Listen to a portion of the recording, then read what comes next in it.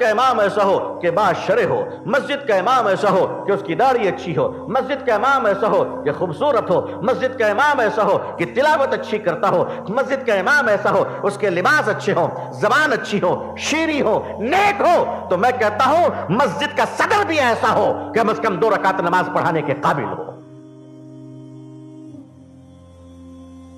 یہ ساری شرط امام پر اس لیے کہ تنخواہ لیتے، تو جب تنخواہ نہیں لے گا تب کیا کیجئے گا؟ مسجد کے متولی صاحب بھی ایسے ہوں جو کم از کم عشاء کی فرض نماز 4 رکعت بہترین قرات کے ساتھ پڑھانے کی قوت رکھتے ہوں۔ مسجد کمیٹی کیسی ہو؟ مسجد کمیٹی کا ممبر وہی بن سکتا ہے جس کی نماز قضا نہیں ہوتی ہو۔ دیکھیے پھر دیکھیے کیسے اللہ کی رحمت نازل ہوتی ہے۔ بھائی شرائط ہونی چاہیے کہ نہیں ہونی چاہیے؟ تو شرائط دونوں طرف ہو۔ ایک امام صاحب کا انٹرویو لیا جا رہا تھا کسی مسجد میں، تو کمیٹی والوں نے پوچھا کہ بتائیے قیامت کی نشانی کیا ہے؟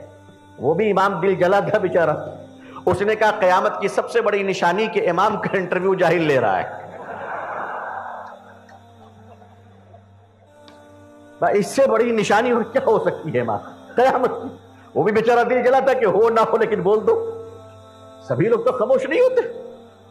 لہذا یہ دونوں طرف، اس سے فائدہ کیا ہوگا؟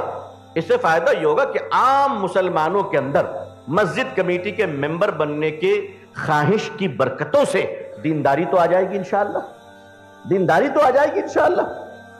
ہر ممبر کم از کم ایک وقت مسجد میں موجود رہے، ایک نماز میں، تاکہ وہ دیکھے کیا ضرورت ہے۔